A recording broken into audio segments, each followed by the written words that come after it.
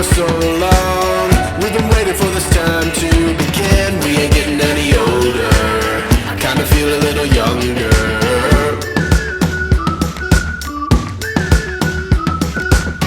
Run away and embrace the day. The sun is out, won't go away. Feel the clouds on your shoulder. Touch the sky, feeling bolder. Going out, going all the way. Going high, yeah, yeah, high, yeah, yeah. Going out, going all the way. Going high.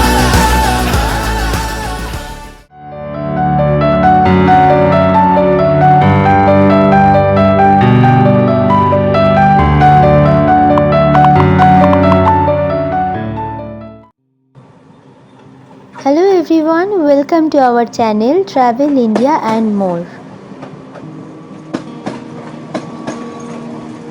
আশা করি আপনারা প্রত্যেকেই ভালো আছেন। আমি আবারও নিয়ে চলে এসেছি বেড়াতে যাবার ভিডিও।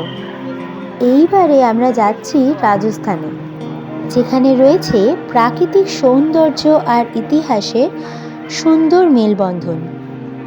ইতিমধ্যেই আমরা শিয়ালদা স্টেশনে পৌঁছে গেছি, আর প্ল্যাটফর্মে আমাদের ট্রেন দিয়েও দিয়েছে। চলুন কথা না বাড়িয়ে ঝটপট ট্রেনে উঠে পড়া যাক।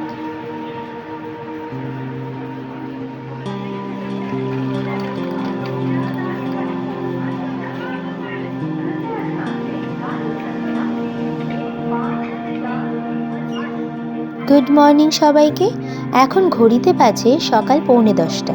এখন ট্রেন এসে দাঁড়িয়েছে মোগলসরাই জাংশনে, যার বর্তমান নাম পণ্ডিত দীনদয়াল উপাধ্যায় জাংশন।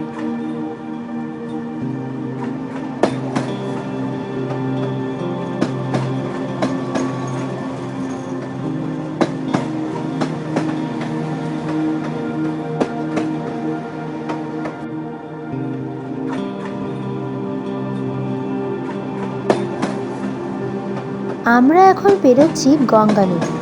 এখন ট্রেন প্রবেশ করেছে প্রয়াগরাজ স্টেশন।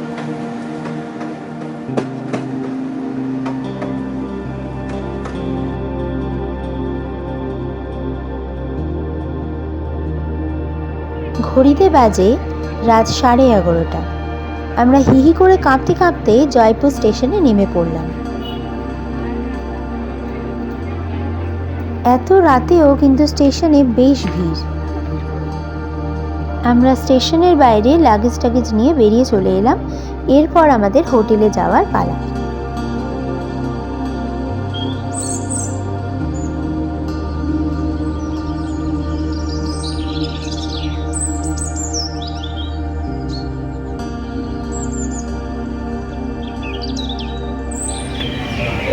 সবাইকে গুড মর্নিং। একটু পরেই আমরা বেরিয়ে পড়বো জয়পুরে সাইট সিন করার জন্য। তো সবাই মোটামুটি আমরা ব্রেকফাস্ট করে নিয়েছি, রেডি হয়ে নিয়েছি। এরপর যাবার বিভিন্ন জায়গায় যাব, ঘুরবো। আজকে সকালটা প্রায় সারাদিনই আমাদের বাইরেই কাটবে, তারপরে একেবারে লাঞ্চ টাইমে ফিরব।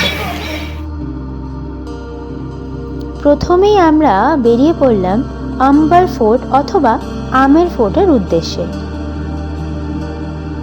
রাজস্থানে এসে এটাই হলো আমাদের প্রথম দ্রষ্টব্য স্থান। এতদিন সিনেমায় বিভিন্ন দৃশ্যে আমরা এই আম্বার ফোর্ট দেখে এসেছি, এখন সেটা নিজের চোখে দেখব। বেশ এক্সাইটমেন্ট লাগছে।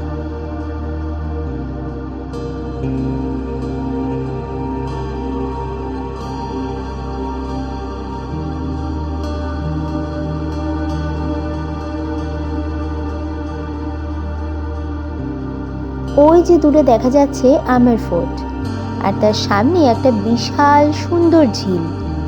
জানেন তো, এই আমের ফোর্টেই যোধা আকবর, বাজিরাও মস্তানির মতন বিভিন্ন রকমের বিখ্যাত সিনেমা শুটিং হয়েছিল।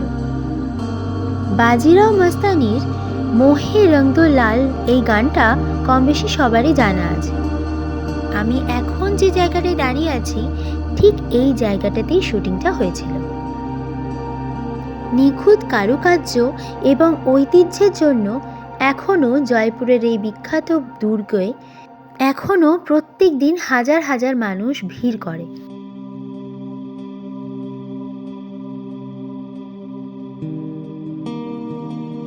এতখানি সিঁড়ি যে উঠতে উঠতে হাঁপিয়ে গেছি, জানি না কতটা যেতে পারবো। অনেকেই আমাদের টিমে যারা ছিল, অনেকজন ছিল, আগেই বললাম 40 জন ছিল আমাদের টিমে, তো অনেকেই মানে ফিরে গেছে, হাঁটতে পারেনি তারা। তো জানি না কতটা যেতে পারবো। আমার ছেলে তো আগে আগে দৌড়েছে, ও জানি না কতটা হাঁটতে পারবে। তারপর না শেষে বলে কোলে নিতে, তো কোলে তো নিতে পারবো না, বড় হয়েছে, একাই হেঁটে চলেছি, দেখা যাক কি হয়। 967 খ্রিস্টাব্দে চন্দ্রবংশের রাজা এলান সিংহ প্রথম এই দুর্গের স্থাপনা শুরু করেন। তারপর নতুন করে নির্মাণ কাজ শুরু করেন রাজা মানসিংহ। এত সুন্দর জায়গা, এত সুন্দর দৃশ্য দেখতে পাচ্ছি যে মানে এনার্জি চলে আসছে একটু একটু করে। মনে হচ্ছে না এবার একটু পারবো, একটু যাই, আরেকটু যাই, হয়তো আরো ভালো কিছু দেখতে পাবো, এই আশাতে এগিয়ে চলেছি। এই দুর্গের ভেতর রয়েছে প্রচুর মন্দির, রয়েছে নিখুঁত করে সাজানো বাগান, যা দেখলে মন একেবারে জুড়িয়ে যাবে।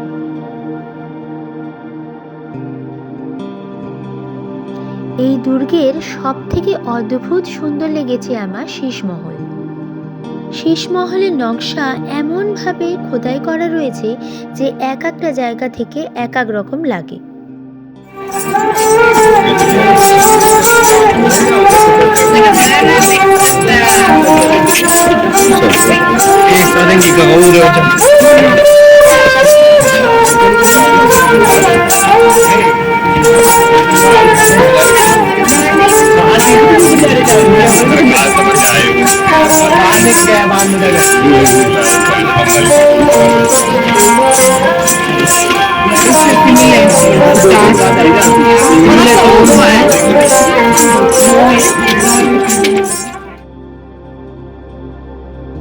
আমাদের প্রধান আকর্ষণ এই দুর্গ, আর আমার ছেলের প্রধান আকর্ষণ হলো এই কামান।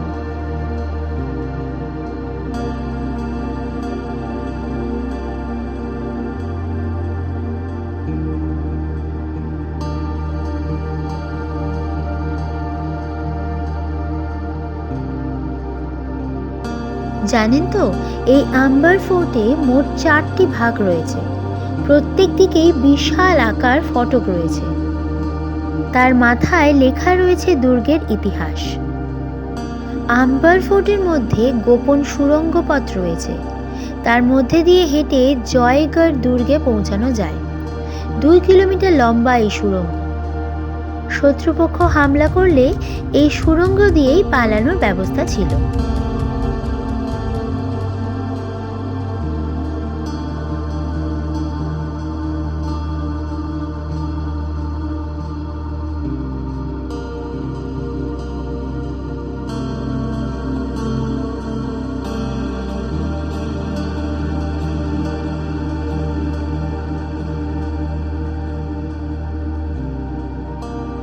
আপনারা জয়পুরে গেলে সকালের দিকেই এই ফোর্টটি দেখার চেষ্টা করবেন, আর হাতে রাখবেন 3 থেকে 4 ঘন্টা।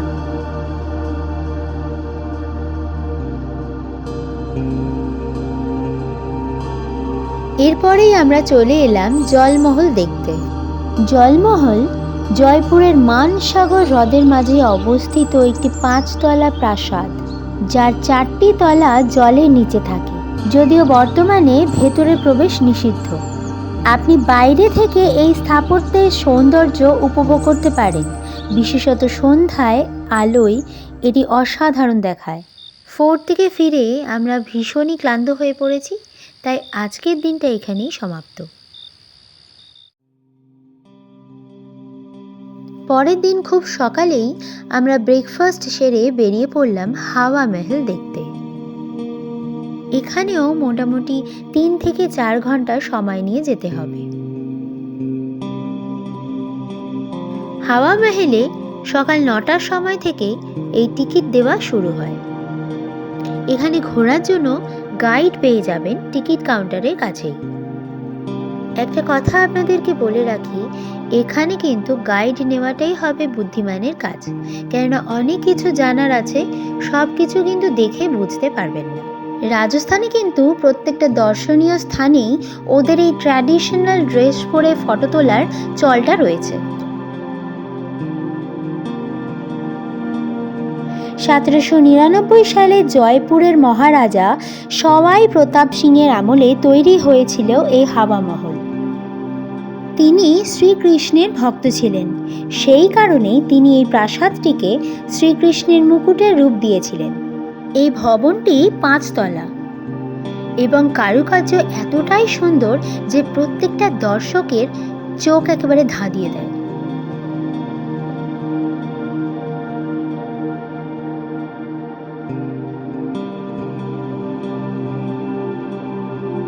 ইনি হলেন মহারাজা সওয়াই প্রতাপ সিং। তিনি শিল্পকর্মের খুবই সমাদর করতেন। এরপর আমরা ধীরে ধীরে ওপরের দিকে উঠলাম। এই ভবনে কিন্তু কোনো রকম সিঁড়ি নেই, স্লোপিং দিয়েই ওঠা নামা করতে হয়। হাওয়া মহল নামের মতো গঠনও বিস্ময়কর। এই 5 তলা ভবনটির নকশা করেছিলেন লাল চাঁদ ওস্তাদ। মহলের ভেতরটি মৌমাছির মৌচাকের মতো নকশা করা হয়েছে। প্রায় সব রাজমহল বা প্রাসাদে একটি করে কেন্দ্রীয় উঠান থাকে, কিন্তু এটা জেনে অবাক হবেন যে হাওয়া মহলে কিন্তু সেরকম কোনো প্রাঙ্গণ নেই।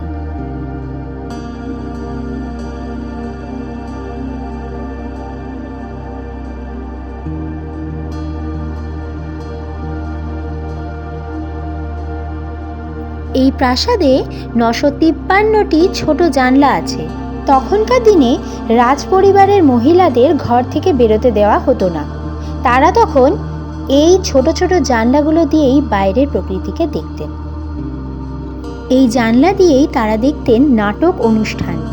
এই মহলের জানলাগুলো থেকে রাজ পরিবারের মহিলারা রাস্তার শোভাযাত্রা এবং দৈনন্দিন জীবন পর্যবেক্ষণ করতেন। সেই সময় মহিলাদের পর্দা প্রথা চালু ছিল। সব সময় ঘোমটার আড়ালে মুখ লুকিয়ে রাখতে হতো মহিলাদের।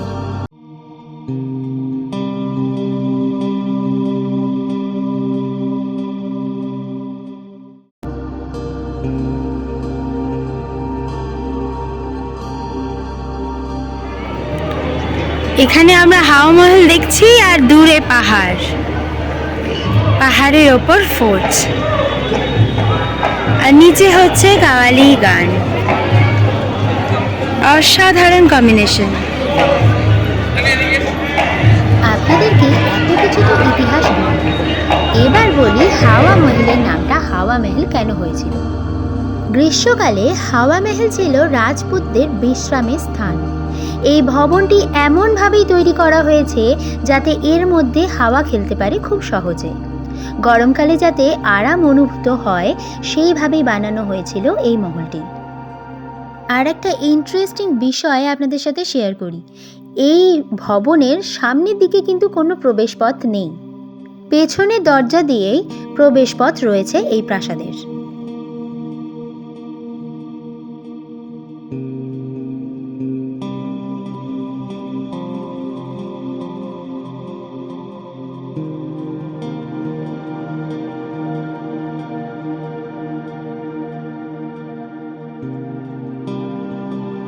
হাওয়া মহলের একেবারে ওপরে উঠলে দেখা যায় গোটা শহরটাকে। প্রাসাদের ভেতরে রয়েছে একটি জাদুঘরও।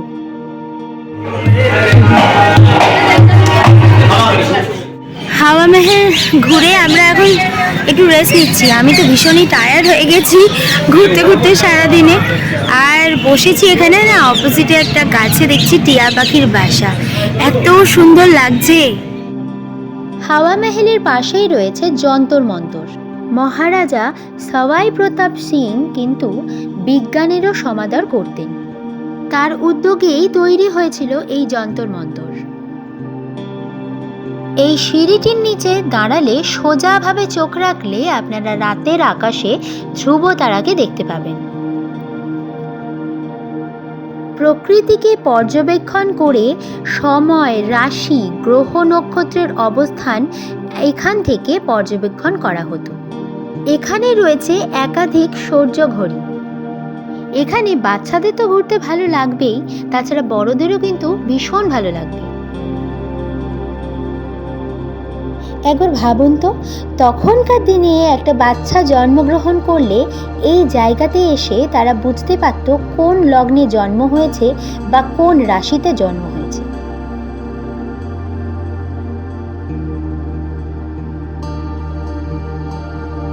এরপর চলে এলাম আমরা সিটি প্যালেস দেখতে।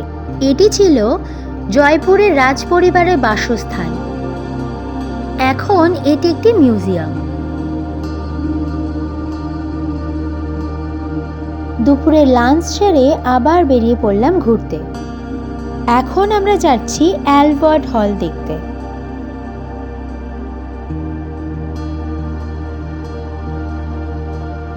এটি রাজস্থানের প্রাচীনতম জাদুঘরগুলির মধ্যে একটি। এখানে রাজস্থানী মিনিয়েচার পেইন্টিং, কার্পেট, হাতির দাঁত, পাথর, ধাতব ভাস্কর্য, বাদ্যযন্ত্র এবং অস্ত্রের একটি আশ্চর্যজনক সংগ্রহ রয়েছে। চলুন আপনাদেরকে মিউজিয়ামটা ঘুরে দেখাই।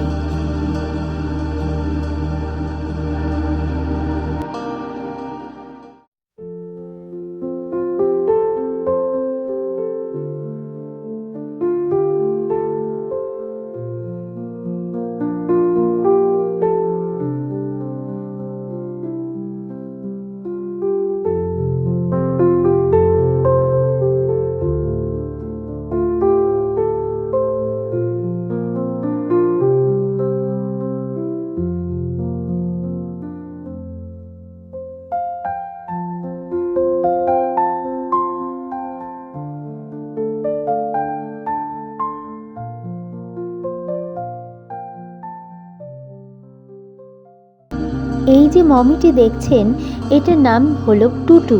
তিনি ইজিপ্টের একজন মহিলা ছিলেন, যার বয়স 2300-রও বেশি। এবার আপনাদের জন্য একটা সারপ্রাইজ রয়েছে, চলুন দেখা যাক সেটা কি।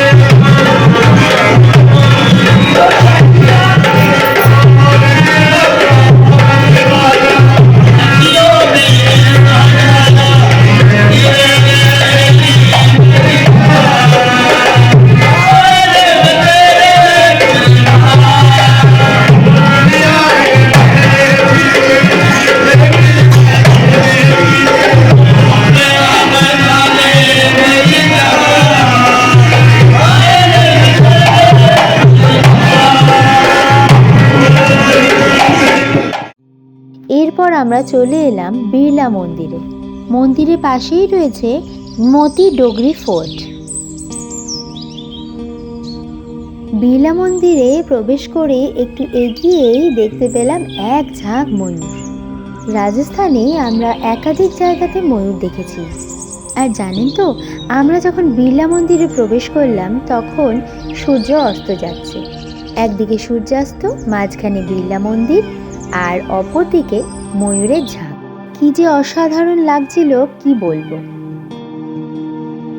এই মন্দিরকে লক্ষ্মী নারায়ণ মন্দিরও বলা হয়। মন্দিরটি পুরো সাদা মার্বেল দিয়ে ডিজাইন করা। বিড়লা মন্দির দিয়ে আমাদের জয়পুর ভ্রমণ এখানেই শেষ। পরবর্তী ভিডিও নিয়ে খুব তাড়াতাড়ি ফিরে আসছি।